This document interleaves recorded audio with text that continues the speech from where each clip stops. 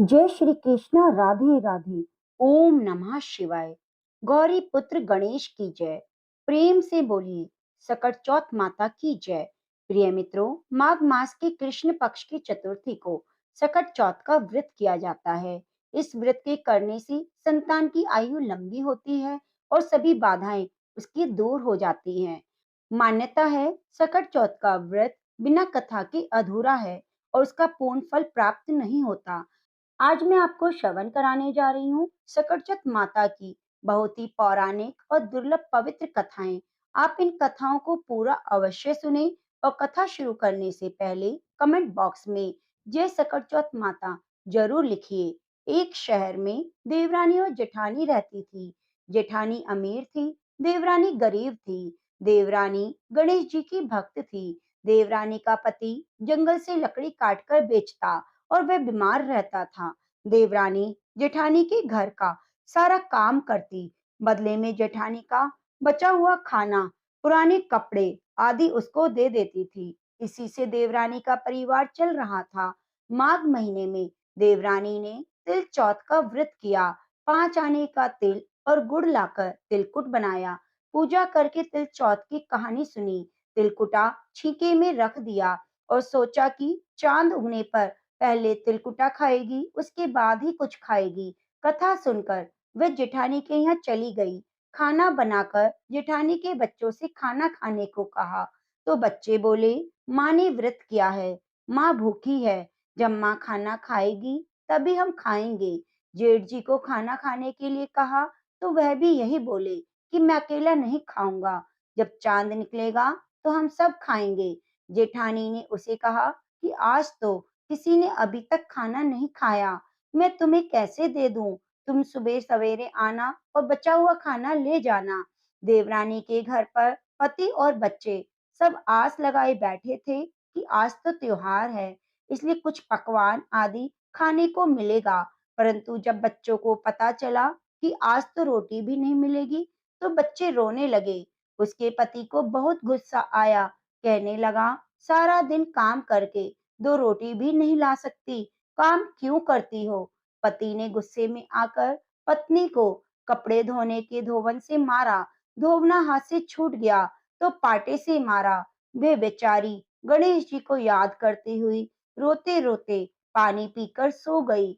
उस दिन गणेश जी देवरानी के सपने में आए और कहने लगे, धोवने मारी पाटे मारी, सो रही है या जाग रही है? वह बोली, कुछ सो रही हूँ, कुछ जाग रही हूँ। गणेश जी बोले, भूख लगी है, कुछ खाने को दे दे। देवरानी बोली, क्या दूं? मेरे घर में तो अन्न का एक दाना भी नहीं। जेठानी बचा हुआ खाना दे देती थी, लेकिन आज वह भी नहीं मिला। पूजा का बचा हुआ तिलकुटा छीके में पड़ा है, वही खा लो। तिलकुटा खाने के बाद गणेश जी बोले कि धोवने मारे पाटे मारी, निमटाई लगी है, कहाँ निमटू? वह बोली, यह पड़ा घर, जहाँ इच्छा हो वहाँ निमट लो। फिर गणेश जी बच्चे की तरह बोले, अब कहाँ पहुंचूं? नींद में मग्न देवरानी को बहुत गुस्सा आया कि कब से तंग किए जा रहे हो। सो बोली, मेरे सर से पहुंचो। और कहाँ पहुंचोगे? सुबह जब देवरानी उठी तो देखकर हैरान हो गई। पूरा घर हीरे मोती से जगमगा रहा है। सिर पर विनायक जी पहुंचनी कर गए थे, वह हीरे के टीके और बिंदी जगमगा रहे थे। उस दिन देवरानी जेठानी के यहाँ काम करने नहीं गई। बड़ी देर तक राह देखने के बाद जेठानी ने बच्चों को देवरानी को बुलाने भेजा। जेठानी ने सोचा, कल खाना नहीं दिया, इसलिए शायद देवरानी बुरा मान गई। बच्चे बुलाने गए और बोले, चाची चलो, माँ ने बुलाया है, सारा काम पड़ा है। देवरानी ने जवाब दिया, अब इसकी जरूरत नहीं, घर में सब भरपूर है, गणेश भगवान का आशीर्वाद है। बच्चों ने घर जाकर माँ को बताया कि चाची का पूरा घर तो हीरे मोतियों से जगमगा रहा है। जेठानी दौड़ती हुई देवरानी के पास आई और पूछा, यह सब कैसे हुआ? देवरानी ने उसके साथ जो हुआ वह सब कह डाला। घर लौटकर जेठानी अपने पति से बोली, आप मुझे धोवने से पाटे से मारो। उसका पति बोला, भली मानस, कैसे कभी तुम पर हाथ भी नहीं उठाया, मैं तुम्हें धोवने पाटे से कैसे मारूं?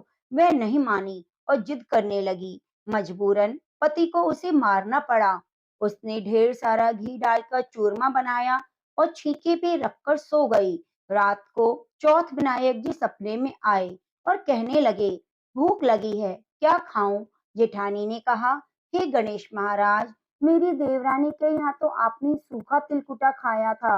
मैंने तो झरते घी का चूरमा बनाकर आपके लिए छींके में रखा है।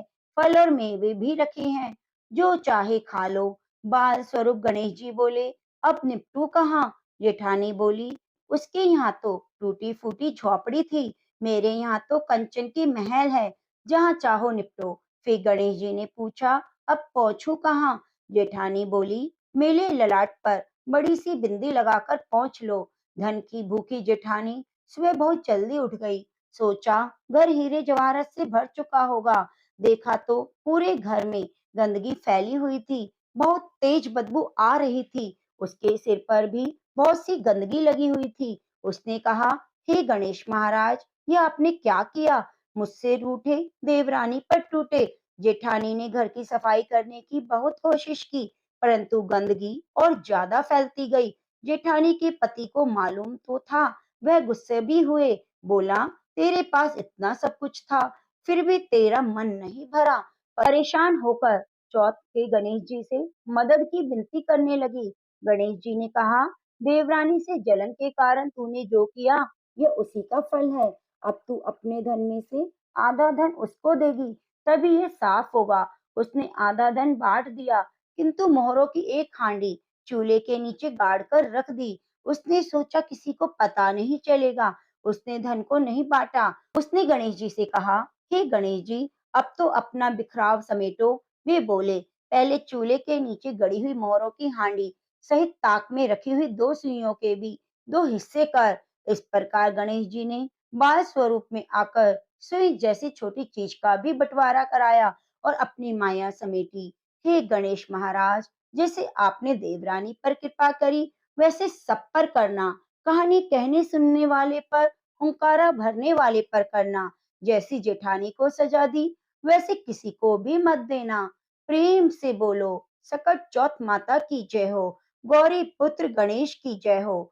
माघ संकष्टी चतुर्थी के दिन ऋषि शर्मा ब्राह्मण की कथा श्रवण की जाती है। सतयुग में हरिश्चंद्र नाम का एक प्रतापी राजा हुआ। वह बहुत सरल स्वभाव का एक सत्यनिष्ठ राजा था। उनके शासन काल में अधर्म नाम की कोई वस्तु नहीं थी। उनके राज्य में कोई अपाहिज, दरिद्र और दुखी नहीं था। सभी लोग आधि व्याधि से रहित और दीर्घायु होते। उन्हीं के राज्य में एक ऋषि शर्मा नामक तपस्वी ब्राह्मण रहते थे। एक पुत्र प्राप्ति के बाद वे स्वर्गवासी हो गए। पुत्र का भरण पोषण उनकी पत्नी करने लगी। वह विधवा ब्राह्मणी भिक्षाटन के द्वारा पुत्र का पालन पोषण करती। उस ब्राह्मणी ने माघ संकष्टी चतुर्थी का व्रत किया। वह पतिव्रता ब्राह्मणी गोबर से गणेश जी की प्रतिमा बनाकर सदैव पूजन किया करती। भिक्षाटन के दौरान ही उसने पूर्वोक्त रीति से तिल के 10 लड्डू बनाए। इसी बीच उसका पुत्र गणेश जी की मूर्ति अपने गले में बांधकर स्वेच्छा से खेलने के लिए बाहर चला गया। तब एक नर पिशाच कुम्हार ने उस ब्राह्मणी के 5 वर्षीय बालक को जबरन पकड़कर अपने आवे में छोड़कर मिट्टी के बर्तनों को पकाने के लिए उसमें आग लगा दी। इधर उसकी माता अपने बच्चों को ढूंढने लगी। उसे न पाकर वह बहुत व्याकुल हुई।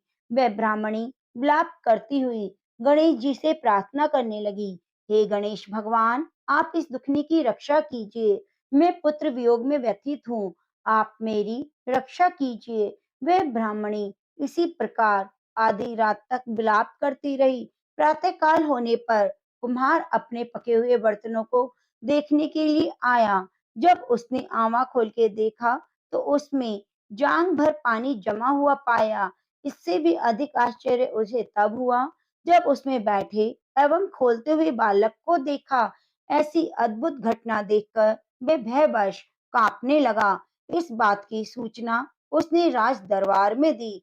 उसने राजसभा में अपने कुकृत्य का वर्णन किया।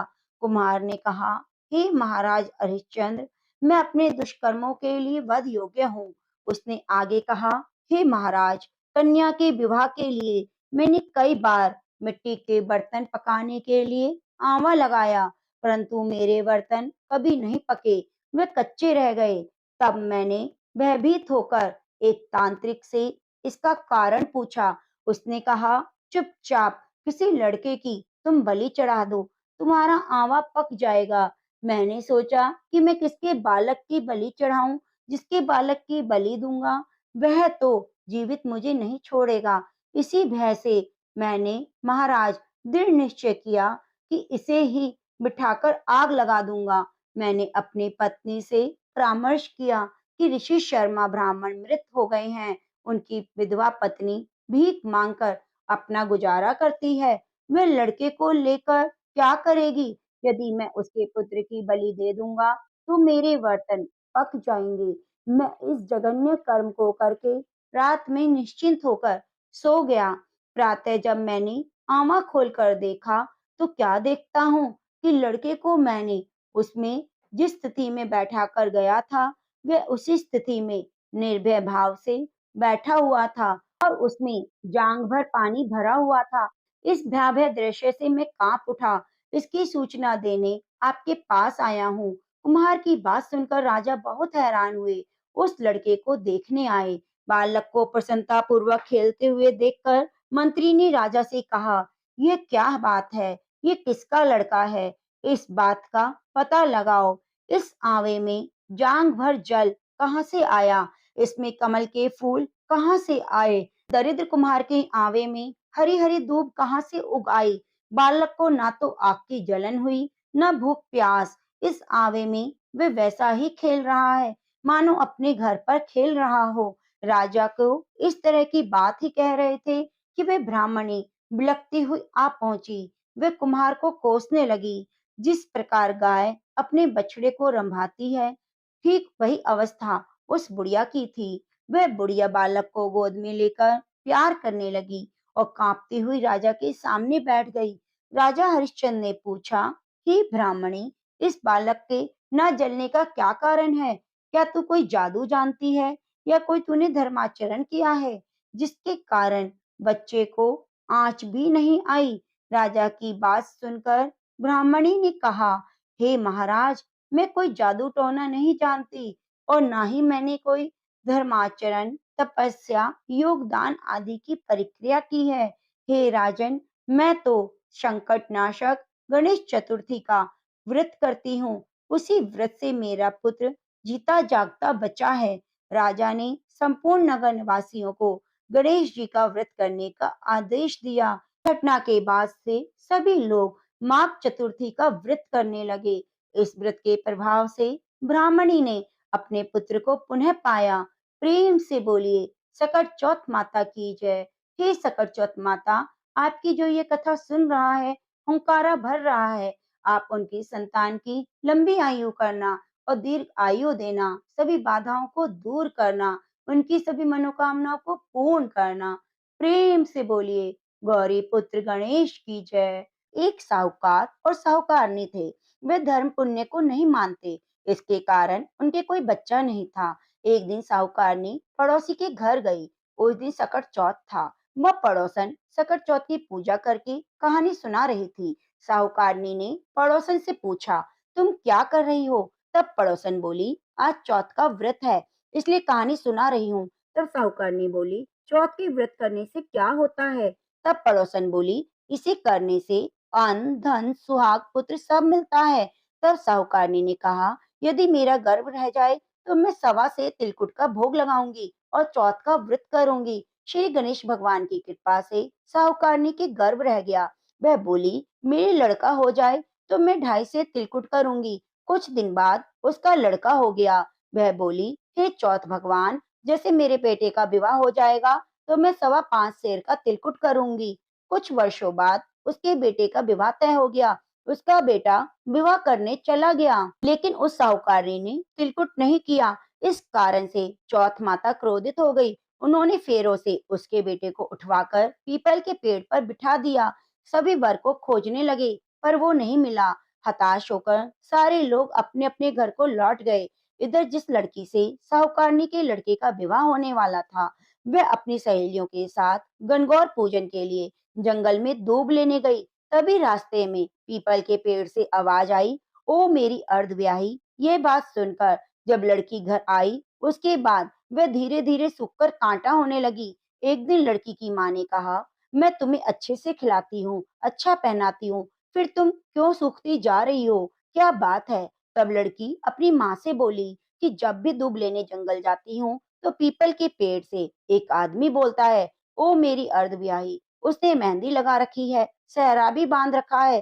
तब उसकी माँ ने पीपल के पेड़ के पास जाकर देखा, तो वहां उसका जमाई ही था। उसकी माँ ने जमाई से कहा, यहाँ क्यों बैठे हो? मेरी बेटी तो अर्धव्याही कर दी, अब क्या लोगे? साहूकारनी का बेटा बोला, मेरी माँ ने चौथ का तिलकुटा बोला था, लेकिन नहीं किया, इसलिए चौथ माता ने नाराज होकर यहाँ बैठा दिया है। यह सुनकर उसकी लड़की की माँ साहूकारनी के घर गई। उससे पूछा, तुमने सकट चौथ का कुछ बोला था क्या? तब साहूकारनी बोली, तिलकुट बोला था। उसके बाद साहूकारनी बोली, मेरा बेटा घर आ जाए तो 2.5 मन का तिलकुट करूंगी। इससे श्री गणेश भगवान खुश हुए, उसके बेटे को फेरों में लाकर बिठा दिया। बेटे का विवाह धूमधाम से हो गया। तब साहूकारनी का बेटा और बहू घर आ गए, तो साहूकारनी ने 2.5 मन तिलकुट किया और बोली, हे चौथ माता, आपके आशीर्वाद से मेरा बेटा बहू घर आए, जिससे मैं हमेशा तिलकुट व्रत करूंगी। इसके बाद सारे नगरवासियों ने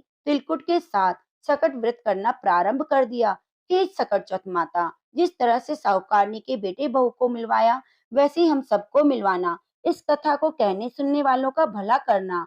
प्रेम से बोलिए, सकट चौथ माता की जय हो, गौरी पुत्र गणेश की जय हो।